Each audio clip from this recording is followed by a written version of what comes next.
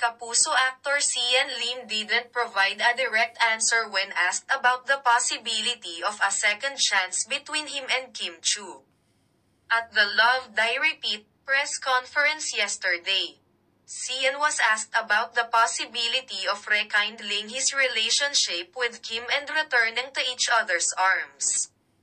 "I think, in life, everything happens for a reason. Yun lang naman po yun. Hindi man umulit o umulit man, everything's gonna happen for a reason," he answered.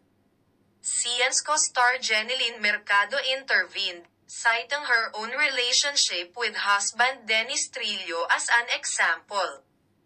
"Kami ni Dennis, di ba? Ganon. Nanalo ang pagmamahal," Jeneline said. Sian said that he's now moving forward and enjoying his work. "Lahat nga po ng mga pangyayari sa buhay, it happens for a reason. So, we just have to move forward kung ano man po yun. Dapat naman talaga okay. We just got to work. People working," he said. "Yun naman yung gusto natin.